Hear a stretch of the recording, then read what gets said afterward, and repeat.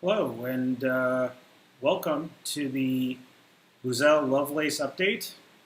I am Neeraj Murarka, CTO at Bluzelle, and I am streaming this in from Singapore. So thank you and welcome to my update.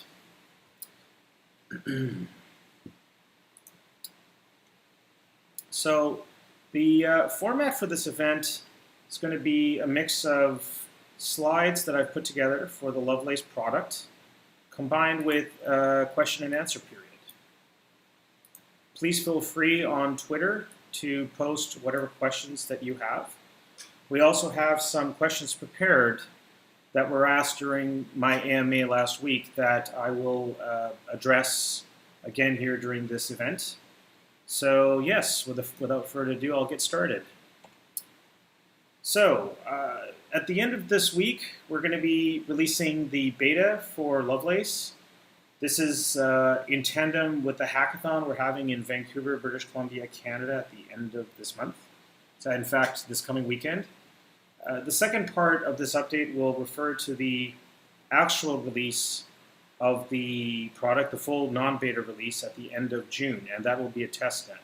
So the beta is going to encompass 4 items: the daemon, the JS library, the JavaScript library, WebSockets library, and our emulator.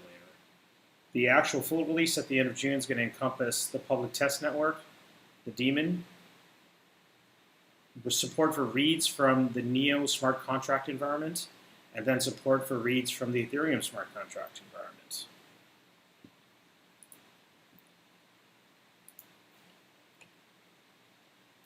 All right, so let's talk a little bit here about the hackathon that's coming up. That's a very interesting event, and it's actually quite relevant to what we're doing here. And please comment below the Twitter feed that you're watching if you have any questions. Don't be shy. I love to have questions, especially obviously questions related to subject matter, but anything that you want to ask, I'm always open to those kinds of questions. So the Bluzelle decentralized database, the beta, will be deployed for the hackathon. We'll be deploying nodes exclusively for access by hackathon attendees, and Bluzelle will be running these nodes. The purpose of this hackathon really is to, have a opportunity now for the public to be able to build applications on top of this single swarm. So it is a single swarm network of nodes, and applications will be able to use either the JavaScript or the WebSocket interfaces, both of which will be available at the hackathon. The prizes will be first, second, and third prizes, each of which will be a selection of hardware wallets loaded with tokens, crypto tokens, Bluzelle tokens. We will also have a special category prize that I'm quite interested in. It's basically about developing a Bluzelle Database Explorer dashboard or an integration library that enables access to the Bluzelle database from another programming language, platform, or blockchain. An example of this might be Ruby on Rails, Python, C#, or Heroku. There are many other examples, obviously. And, a lot of people have asked us whether the hackathon is going to be completely streamed. We're not going to stream every moment of the hackathon, but key events such as the presentations of prizes, the presentations of the hacks, the applications themselves, and of course the opening and closing address will be live streamed. So, we got a question already. Great. Will there be any hackathons in Southeast Asia? Short answer is we haven't scheduled one yet, but yes, we are planning to. The company is planning to host some hackathons in Singapore. We're talking about having some in Japan and some in Seoul. So please do stay tuned. Vancouver has been our kind of launch pad for hackathons. This one coming at the end of April is our second hackathon. The first one was in November of 2017, which was very successful. So indeed, we will be having hackathons in Southeast Asia, and I will be at those events. We'll probably have some other, people from our Singapore-based office quite potentially at those hackathons as well. So let's talk a little more about Lovelace Beta. So the daemon is a single swarm. We're going to start with single swarm, and we will have support for multi-swarm over time. but we're starting with single swarm. It's going to use a RAF consensus model for the hackathon, which will consist of a fixed whitelist of nodes. So, as I mentioned earlier, we're running all the nodes. Bluzelle will be running those nodes that will form the swarm. It'll be a whitelist of nodes based on IP address and port, and it'll be the environment within which hackathon attendees can build their products, build their applications. The JavaScript library that will be available during the hackathon for the beta will be read-write access, full read-write access using create, read, update, delete, so you'll be able to access a single swarm key-value pair database. There'll also be support for multi-tenancy and key dumps. So what is multi-tenancy? Well, basically means that we're going to have a lot of people at this hackathon. They're going to be using key-value pairs. We want to make sure that there's no collisions. So we can have as many users as we want on the same database, and there won't be collisions because we'll be having namespaces. And key dumps just simply means that any user can get a dump of all the keys that they have in their namespace. It's also very useful if you want to build a database explorer to list out the data list that's on the database. There'll also be support for auto redirects for write actions. Typically, at least at this point in development, if you're doing any kind of updates to your database data, they have to go to a leader in the consensus model. So if you write to a non-leader, those will be automatically redirected and go to the leader. The JavaScript library is meant for Node.js apps as well as web apps that can sit in a browser. And it'll consist of a .js file that can be included in full or minified format, depending on however you want to use it. Okay, so what I'm going to do now is just to kind of change things up a bit. We had some interesting questions that came up during the AMA I had late last week. One of the questions was, what further functions are in the plans for Lovelace, post-Lovelace, in fact?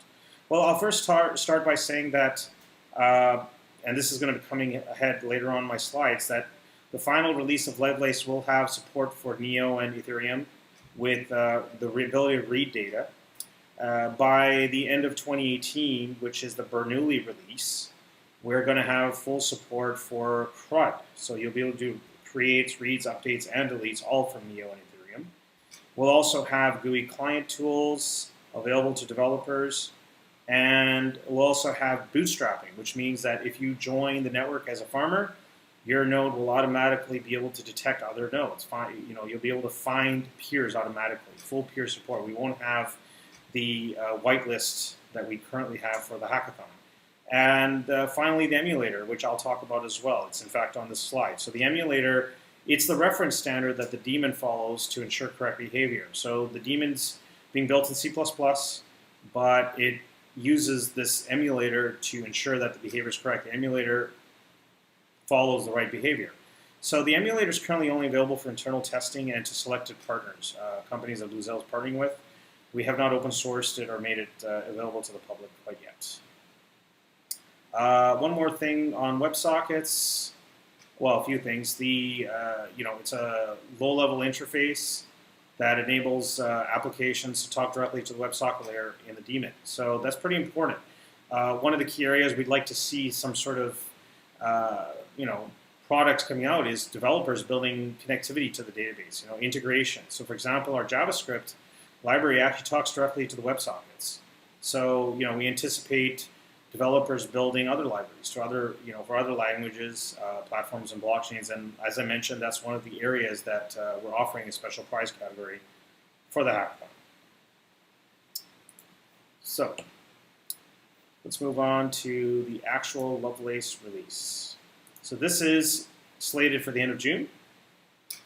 We'll be releasing a public test network, and what that basically means is we will have nodes running out on the internet that are open and available for developers and other farmers to access. The majority of them will be run by Bluzelle. The public can also run nodes, and in fact, those nodes can join the public test network, provided they have the right version of the daemon and they have sufficient Bluzelle tokens on their mainnet Ethereum account. As you probably know, you can't run the daemon unless you actually have tokens in your Bluzelle account, your Bluzelle Ethereum wallet. The daemon for the release at the end of June will be single swarm as the beta is. It'll use a bootstrapping mechanism. So what that basically means is when you start your daemon, if you download the daemon and run it at home or on your machine at work or wherever, it'll use an Ethereum smart contract that's on Robston, the Robston test network, to pick up and find peers, new daemon nodes to pick up. Sorry, to pick up the network peers when a new daemon node, such as your own, comes up. Raft is also going to be modified as part of this public test network, where only certain nodes can vote on and propagate changes. This is our early version of dealing with and averting potential Sybil attacks. It is a test network, but obviously we don't want a situation where people try to game the system or try to bring down our test network by acting as a leader or doing mischievous things. Another important aspect of the daemon is it will be Dockerized. What I mean by that is you'll be able to run the daemon in a Docker environment. And this is really important because it allows you to do a simple deployment from any platform or operating system that supports Docker. Typically, the Bluzelle daemon is going to be built for Linux on Ubuntu, but given the fact that it will be Dockerized, you'll be able to run it on Mac OS X and I believe also on Windows. Let's see if we have any questions here. So another question that came up was, will the Lovelace beta be available to the public after the hackathon? Well, other than the emulator, which we are keeping internal for now, the code for Lovelace beta is actually on GitHub. It'll be public facing and will be available to anyone in the public. So you'll be able to download this code, clone it, build it. You can run your own mini swarm. We're also going to be making binaries available to the public. So as I mentioned, it'll be Dockerized and you can download a binary including a Docker image and launch your own node rather effortlessly. So yes, the short answer is the beta will be available after the hackathon. All right. The actual Lovelace release. So I mentioned smart contract support. So Neo, we're planning to have support for smart contracts in Neo that can read from Bluzelle. What this means is if you have a smart contract and you're storing data off-chain on Bluzelle, you'll be able to read that data out of your Neo smart contract for the final release of Lovelace at the end of June. You will also have, we're deploying oracles. Ultimately, the support for Neo comes through oracles that will be managed by Bluzelle and our partners. In the same vein, Ethereum is going to have read integration as well by the end of June with the Lovelace release, which means Solidity smart contracts in Ethereum will be able to also read from Bluzelle. And in a similar vein, there'll be oracles that are deployed and managed by Bluzelle and its partners to facilitate reading from the Bluzelle database.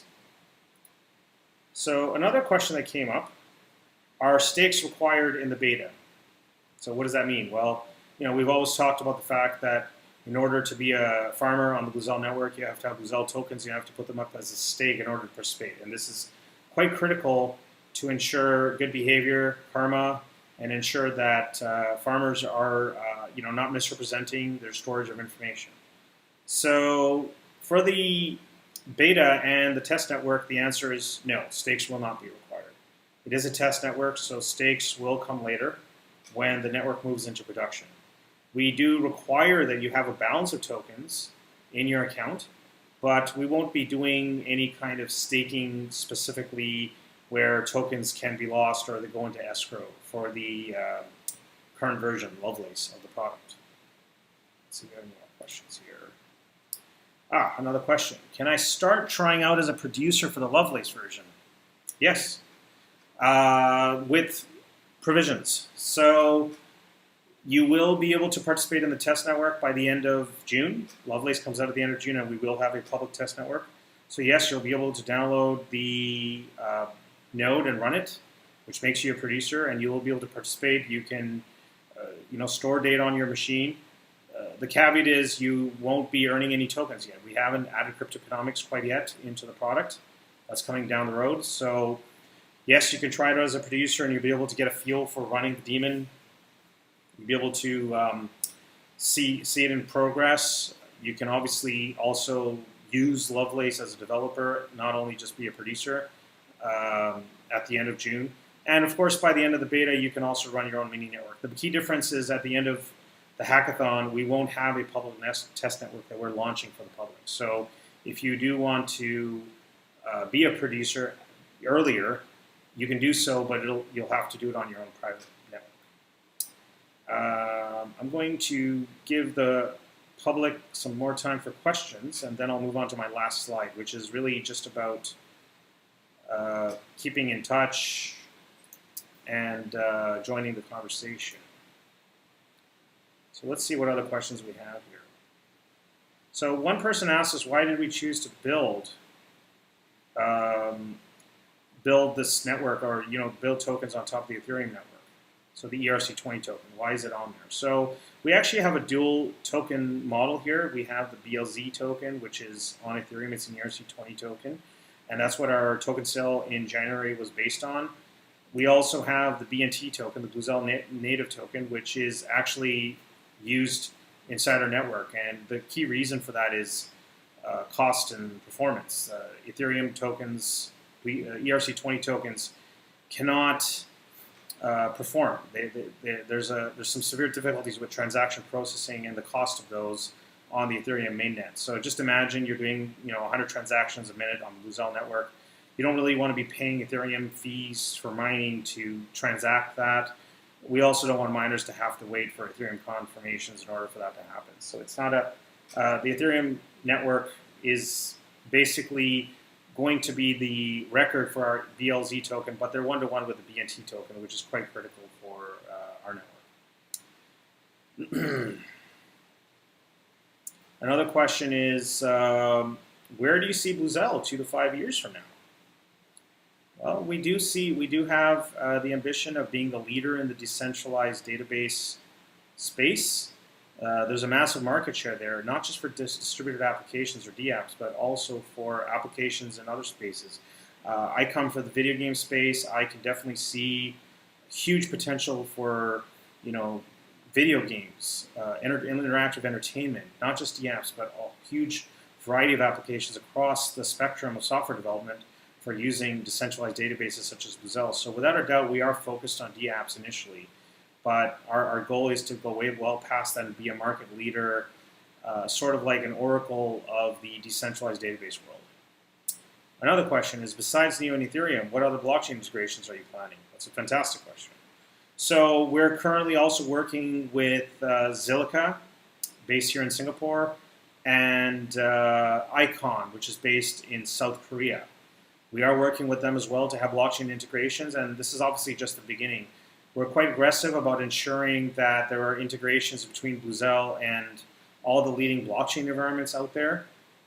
As I said, we're already working actively on Neo and Ethereum. We're also working actively on having language integrations as well as platform integrations, so that, for example, if you're working with applications on Heroku, you'll be able to quite easily use the Bluzelle database with just a few clicks. So these are all things that are coming down the road. I'll give the public some more time, and in the meantime, let's see what other questions we have here.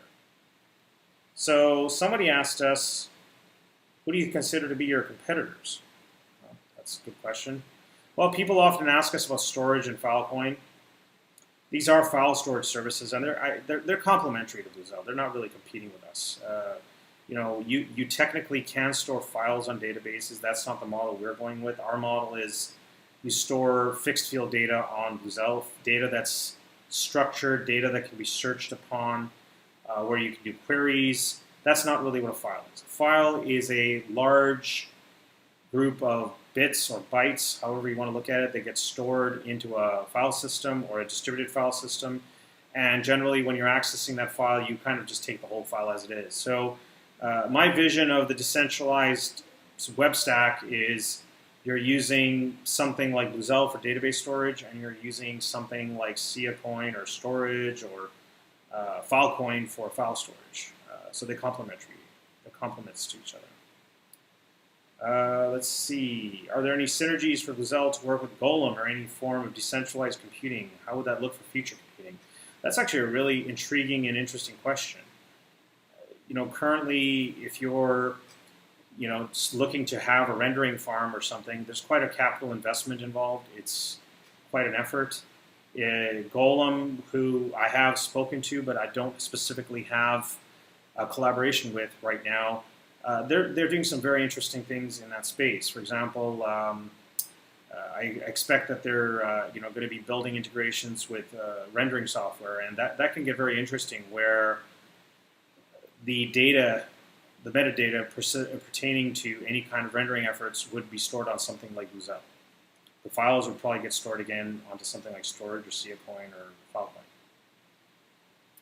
So I'm going to talk a little bit about the current slide that we're on. Join the conversation. We have 6 different places where you can kind of keep tabs, keep in touch with Bluzelle. The first one is our Slack. That's bluzelle.com/Slack. That's where you can actually go to join our Slack. So definitely that's more geared around developers. Producers could probably go on there as well. It's basically a technical Slack. So please join that Slack if you're interested in developing. If you're interested in being a producer, that's the place to go. We have an email list for those of us that like email. Just sign up on Bluzelle.com. We're on Twitter right now, so most of you can see that. GitHub, pretty obvious. Telegram, less technical, more around the business side of things, more around the token. And then Medium. So myself, my CEO, and several others on my team are actively putting blog posts on Medium. Please go there to read several of our articles. I put many out there myself. So here's another random question. How many hours do you have and what type of rating? So yeah, for the benefit of everyone on this call, I am a pilot, an aviation pilot. I am licensed to fly fixed wing, as in non-helicopter, single-engine aircraft in Canada and the United States. And the question here is pertaining to that. The question is, how many hours have I actually flown an airplane as pilot in command? And what type rating do I have? So I've just said it. I fly fixed-wing, single-engine planes. And I have approximately 178 hours right now. I'm about 20 hours away from getting a commercial pilot rating. Well, I do have to go and do an exam for that, but once I get to 200 hours, I believe I'm technically able to qualify for commercial pilot testing. So that should be pretty interesting. I'll give it a few more minutes. Let's see if there's any other interesting questions we can talk about right now. How long is the data stored for on Bluzelle? This is actually quite relevant right now. The reason being, there's been a lot of talk in the media about, Facebook, even Google, all these companies that are storing your data, your private data. And the question is, well, do they own your data? How long can they keep your data? How long does it stay around? And who's responsible for it? So Bluzelle is not a blockchain. A lot of people think that we're not. And that's actually really important because there's some specific performance requirements, scalability. There's several metrics that are actually quite different when you're not a blockchain. And Bluzelle, for example, is very scalable. Performance is very good. These are things that you don't typically find on a blockchain. But more importantly, Bluzelle is mutable. That means that your data is not going to persist forever automatically on our network.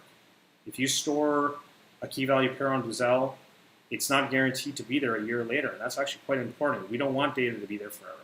It's important for several reasons. One reason is scalability. If data got stored to Bluzelle a year ago, there might be many reasons why that data shouldn't be there today. One of the reasons might be it just isn't necessary, and it's really not efficient for every node in a swarm to be storing that data when it's no longer important. So the data will expire. The other reason it's important is just regulatory. A lot of governments are becoming quite strict about how corporations, entities can own and manage citizens' data. This is already coming, in the news. GDPR, which is in Europe, is coming out in May of this year, so in less than a month, which means that corporations are going to be held liable for the information they store on people, and they'll be required to remove it. So storing someone's data on a blockchain is just not going to be very viable. You will be responsible to remove your customer's data if you're storing it somewhere, and that Bluzelle is geared for that. We plan for that accordingly. I've actually worked a lot with airlines, especially Lufthansa, and several years ago, Lufthansa was already preparing for these sorts of eventualities. So yeah, we're basically in the process of making sure that we balance read and write costs, but the key thing here is that your data is not going to persist forever automatically in Bluzelle, and that keeps things equitable. Give it a couple more minutes, and then we will tie it up.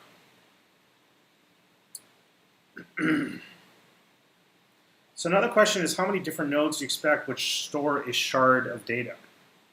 So really what that comes down to is how many nodes are there in a swarm?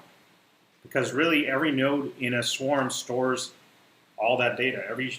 All the data in a shard gets stored to every node in that swarm. So we haven't got a specific answer to that question.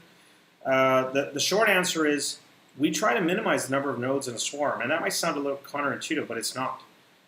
If a swarm is mathematically guaranteed to not lose its data because it has enough nodes in it, such that even if there was a calamity and a bunch of nodes went down, we wouldn't need more nodes to be in that swarm. So for example, if we have 100 nodes in a swarm and even 50 of them go down, you still have 50 nodes storing that data. So one might say that 100 nodes is more than enough. So that would be the number of nodes we have in the swarm. So the actual number of nodes, we haven't determined that. That's going to be an empirical determination. But the short answer is we will minimize the number of nodes that go into a swarm. And the benefit of that, other than having unnecessary redundancy, is that we can actually use those resources to add more swarms or to increase the redundancy in other swarms. So we do try to minimize the number of nodes in a swarm and maximize the number of swarms while still providing what I call 100% mathematical certainty that your data won't be lost. So that gives us the scalability and still gives us the reliability. So I'm going to take one last question here. The question is, in general, Bluzelle can partner up with all DApps and blockchain platforms. What are the criteria when you select a partner? Well, Bluzelle internally, we're a growing team, but obviously we have limited resources like any company. And we do have to kind of pick which platforms we work with internally. If a partner comes along and they want to build an integration between Bluzelle and their own platform and build that internally on their, with their own resources, that's obviously a pretty powerful criteria for them to become a partner. So, some of our partners are doing that, and some of the integrations we're doing internally. So definitely that's one of the criteria. Generally speaking, Bluzelle is an open source platform.